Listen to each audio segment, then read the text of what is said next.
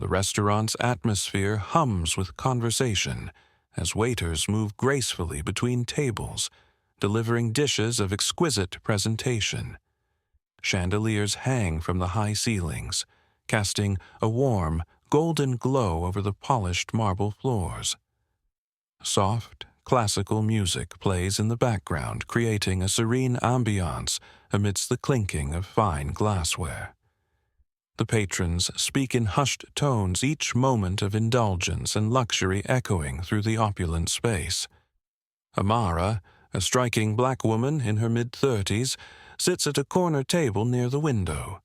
Her presence commands attention, not from boastful gestures, but from the elegance she radiates. Dressed in a sleek black dress that complements her tall, poised figure, she exudes an air of sophistication. As she sips her wine, her eyes occasionally meet the gaze of the other diners, though she remains largely silent, savoring the serenity of the night. A soft smile plays on her lips as she looks out at the city skyline, where the lights twinkle like a sea of stars beneath the night sky. Despite the bustling activity of the restaurant, she is clearly in her element, comfortable in a world that many may consider out of her reach. There's no arrogance in her demeanor, just an undeniable confidence that suggests she belongs in this space. At a nearby table, a middle-aged man, loud and boisterous, holds court with his companions. His laughter booms through the restaurant as he gesticulates wildly while talking about business deals. The man's name is Richard Bennett, a successful entrepreneur known for his wealth, but also for his unabashed racism. His companions chuckle nervously at his jokes, though there's an undercurrent of discomfort among them. Richard is oblivious to the uneasy tension he's creating around him. He notices Amara across the room, seated by herself. His gaze lingers for a moment longer than necessary, his expression turning from casual to judgmental. Without missing a beat, he scoffs under his breath, muttering to his companion, "Why are people like that even allowed in places like this?" His voice is loud enough for several people nearby to hear, but no one intervenes. The stage is set for an interaction that will reveal more about Richard's character and the truth about who Amara really is than either of them could have anticipated. The tension in the air thickens as Henry, an affluent businessman with a bloated sense of self-importance, struts into the restaurant. His tailored suit, expensive watch, and loud, boisterous voice immediately demand attention. The moment he steps through the door, his presence becomes undeniable. He walks with an air of entitlement, as though he owns the place, his eyes scanning the room with a critical gaze. As his gaze lands on Amara, seated gracefully at her table, his expression falters for a moment. His eyes narrow slightly, taking in her elegant appearance, but a dismissive smirk forms on his lips. His discomfort grows, and the subtle tension in the air is almost palpable. After a few moments, he leans over to one of his companions, whispering something inaudible but clearly critical. His loud laugh that follows betrays his true feelings. "Can you believe it?" he mutters, loud enough for a few nearby diners to hear. "A woman like her sitting here, acting like she belongs. I mean, come on, this is a high-end restaurant, not the place for someone like her." Amara remains unfazed, calmly continuing to sip her wine as she tries to ignore the noise. She is fully aware of the unwelcome comments being made in her direction, but she doesn't allow herself to be provoked. Her poise is unwavering, and though she feels the sting of his words, she knows that giving in to his petty jabs would only validate his prejudices. But Henry, feeling emboldened by his perceived superiority, cannot let the moment pass. With a self-satisfied smirk, he stands up abruptly, his chair scraping loudly against the floor, and approaches Amara's table. His voice, already loud, rings out even more as he addresses her directly, fully convinced that his status entitles him to belittle her. "Excuse me, miss," he says, his tone dripping with condescension. "I couldn't help but notice that you're sitting here, in this upscale restaurant. Tell me, what makes you think you belong here?" Amara's gaze lifts slowly from her glass, her expression a perfect blend of calm and composed. She meets his eyes, her voice unwavering. "I belong here just as much as anyone else," she responds, her tone polite but firm.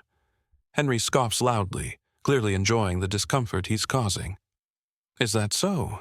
You've got a long way to go if you think you're really a part of this world," he mocks, gesturing dismissively at her outfit. "I doubt you can even afford the meal you're eating." His words hang heavy in the air, and a few nearby patrons glance nervously at each other, unsure of how to respond. Some whisper to one another, while others shift uncomfortably in their seats, sensing the situation escalating. A few of them glance toward the waitstaff, hoping they will step in, but the staff is hesitant to get involved. Henry's presence in the restaurant seems to give him a certain privilege that others don't dare challenge. However, a couple of brave patrons begin to murmur among themselves, looking toward Amara with expressions of support. One woman glances over to Henry and shakes her head, muttering under her breath, "He has no idea who he's messing with." But Henry is undeterred.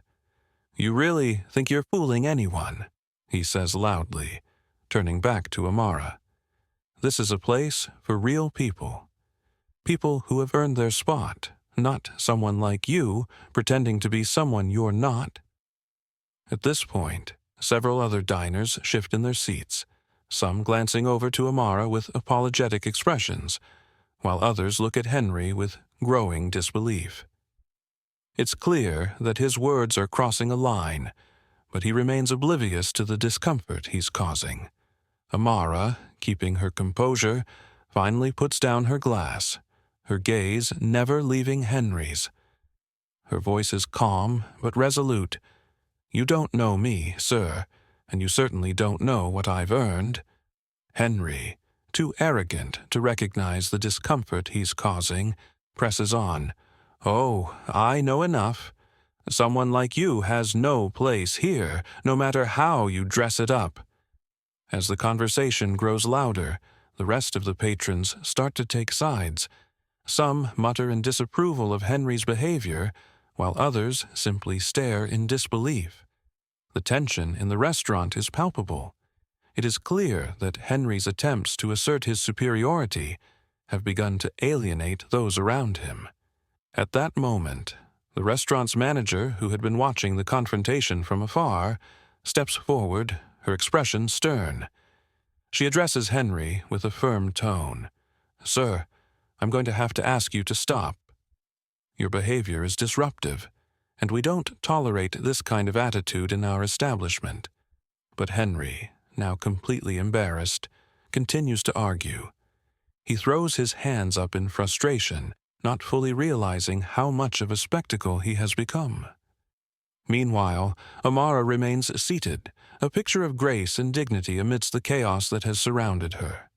Amara remains seated, her posture straight and poised as Henry's insults continue to flow unchecked. She keeps her calm, her expression soft but her eyes firm, as if she's been through much worse in her life, and this small encounter is not worth losing her composure over. She doesn't let his words provoke her, instead choosing to listen quietly, waiting for the right moment to make her move. Finally, after a particularly cutting remark about her place in the restaurant, Henry leans in even further, his arrogance and entitlement apparent. His eyes narrow as he sneers, "Who let you in here? You don't belong in a place like this." The room falls silent for a brief moment, the hum of chatter halting as patrons look at each other, waiting for Amara's reply. The tension is palpable, and everyone knows that something big is about to happen. Amara lifts her head slightly, meeting Henry's gaze directly. There's a slight glimmer in her eyes now, a quiet confidence that only someone who knows their worth could possess. She takes a breath, then with an air of calm authority says, "I let myself in. I own this place." The room goes completely still. Henry stammers for a moment, his face draining of color as the words settle around him. His arrogance falters, replaced by stunned disbelief. He blinks, trying to process what Amara has just said. "You, what?" he stammers, his voice now unsure, a stark contrast to his earlier bravado. The realization begins to dawn on him, too late. Amara, the woman he had so carelessly insulted, was not just some random diner. She was the owner of the very establishment where he had dared to challenge her. The weight of his words crashes down on him in that moment, and the room around them starts to buzz with whispers. A few patrons, who had been watching the scene unfold, begin to nod in approval, their respect for Amara's quiet strength and poise growing with each passing second. Slowly, but surely, applause breaks out in small pockets across the restaurant. It starts softly, hesitant at first, but soon grows louder. The clapping is not just for Amara's ownership of the restaurant, but for the dignity and grace she displayed in the face of blatant disrespect. Henry, meanwhile, stands frozen, his face reddening with a mixture of embarrassment and frustration. His mouth opens and closes, but no words come out. The smug confidence that had once filled his voice and demeanor has evaporated, replaced by a dazed, regretful expression. He looks around the room, now acutely aware of the eyes upon him, the whispers circulating, the judgment of those who had witnessed his disgraceful behavior. He tries to salvage the situation, stammering some half-hearted apology, but it's clear that it's too late. The damage has been done, and the respect he once thought he commanded has slipped away completely. Amara's smile never falters. She stands up slowly from her seat, her movements deliberate and controlled, as she addresses him with quiet dignity. "I suggest you leave now, before your presence here causes any more disruption." Henry, now utterly defeated, glances around the room one last time, his shoulders slumped in defeat. His earlier bravado has turned into awkwardness, and the realization that he has not only insulted the wrong person, but has also humiliated himself in front of the entire restaurant, begins to settle in. Without another word, he retreats quickly, heading for the door with his tail between his legs, his exit only further cementing the level of respect that Amara commands. As he exits the restaurant, the applause that had started as a quiet ripple swells into a standing ovation. Patrons rise to their feet, clapping for Amara's composure, her strength, and, most importantly, her unwavering grace in the face of bigotry. The restaurant, once filled with tension and discomfort, now buzzes with admiration for the woman who owns it, and for how she handled the situation with such quiet power. The manager approaches Amara, standing beside her with a proud smile. "You've truly shown them all what respect looks like, ma'am," he says, his voice filled with awe. Amara nods, a modest smile curling her lips. It's not about showing them. It's about making sure they know. As the applause dies down and the atmosphere returns to normal, Amara takes her seat again, resuming her meal with the calm dignity that had characterized her every move. And though the incident may have started with cruelty, it ends with the undeniable strength of a woman who refuses to be defined by the prejudices of others. Amara's story begins in a modest neighborhood, far from the luxurious setting of the restaurant she now owns. She grew up in a small, tight-knit community, where opportunities seemed few and far between. Her family, though humble, instilled in her a deep sense of pride, perseverance, and self-worth. From a young age, Amara learned the value of hard work and the importance of never letting her circumstances define her potential. Her love for cooking began in her mother's kitchen, where she learned to prepare traditional meals that brought people together. The scent of spices and fresh ingredients filled their small home, and Amara quickly realized that food was not just sustenance. It was a way to connect with others.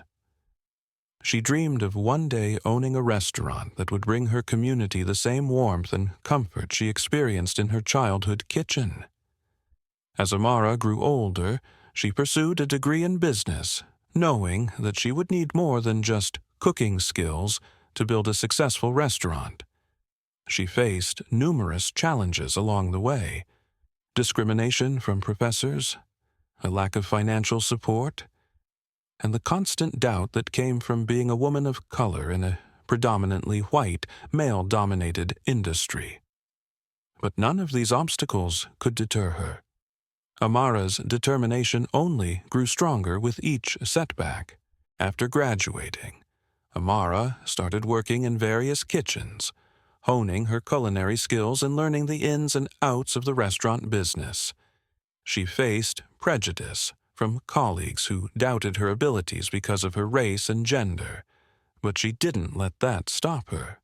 Amara used these experiences to fuel her drive to prove herself. Eventually, with the support of a few loyal friends and mentors who believed in her vision, Amara opened her own restaurant. It was a small, unassuming place at first, but it was filled with heart.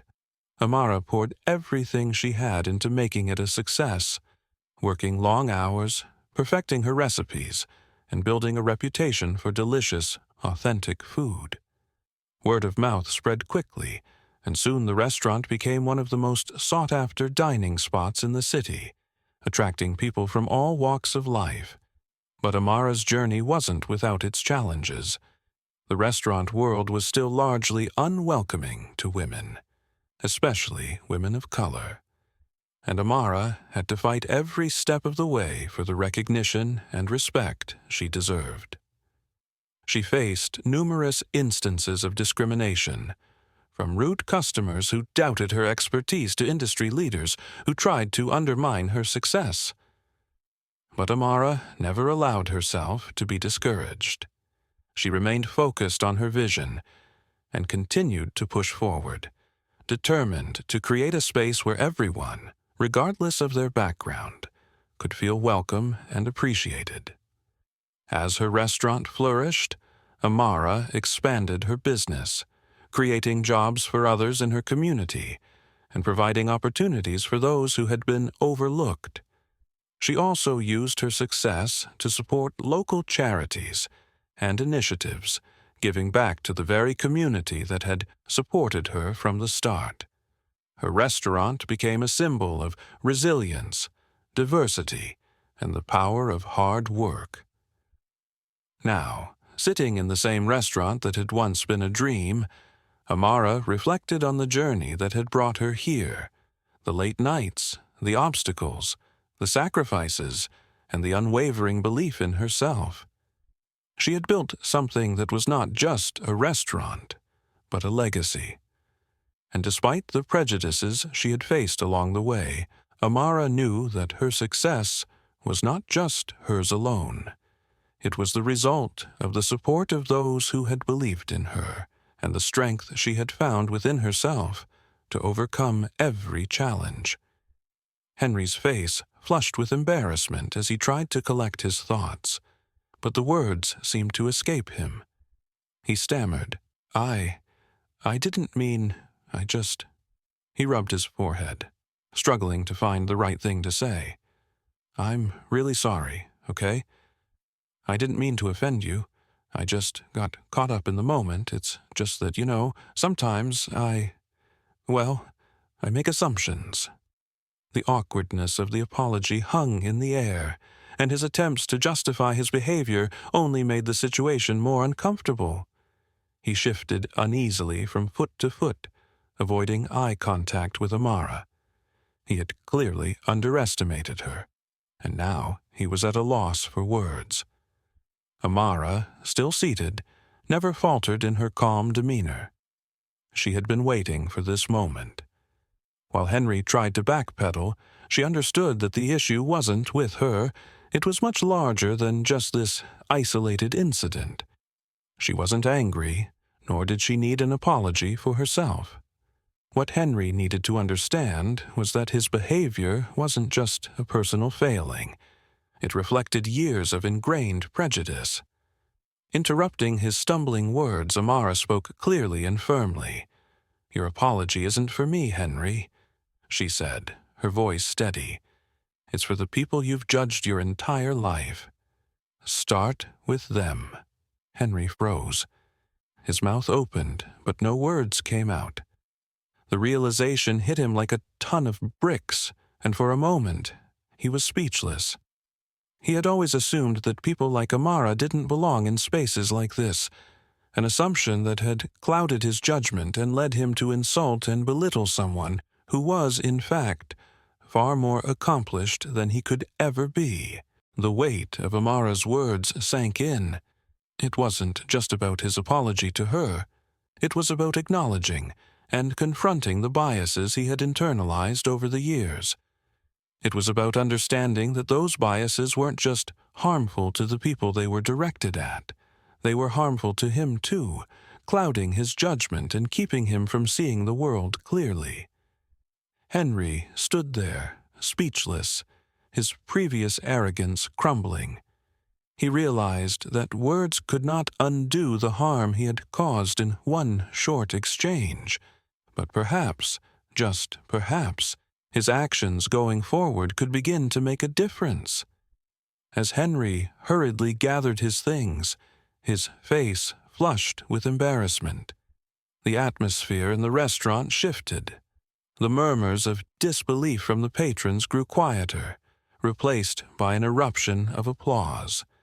The diners, who had been hesitant to speak up during the confrontation, now clapped for Amara's bravery and composure.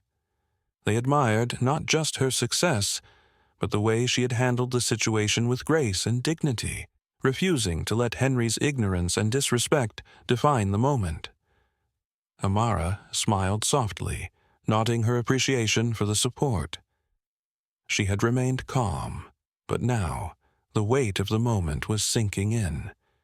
She had always believed that true change began with how individuals treated one another in everyday moments like this, and it was clear to her that this wasn't just a victory for her. It was a message to everyone in the room. As Henry hurried out of the restaurant, his shoulders hunched in shame. Amara stood up from her table.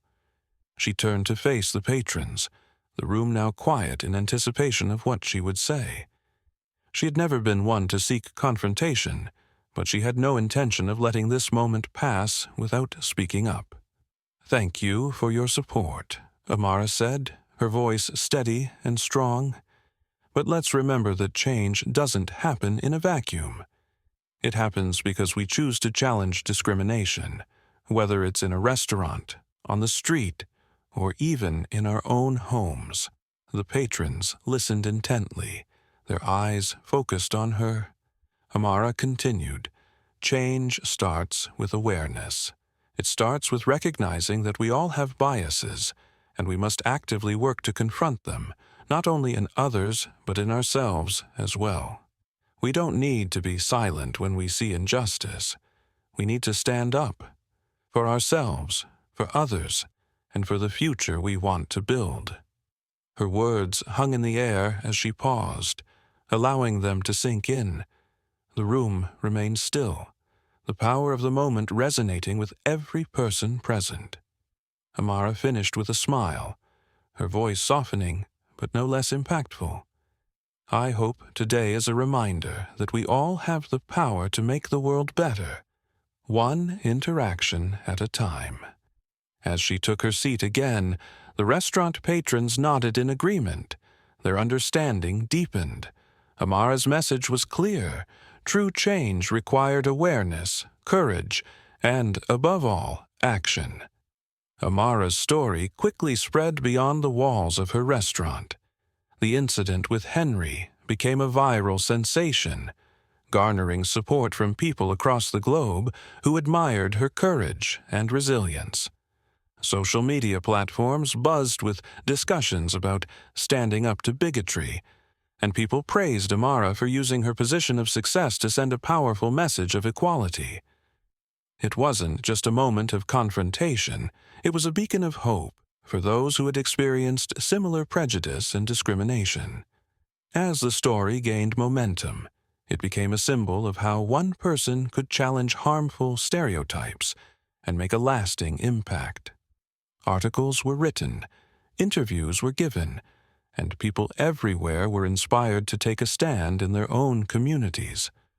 Amara's courage sparked conversations about race, privilege, and how to foster inclusion in all spaces, especially within industries that had long been exclusive.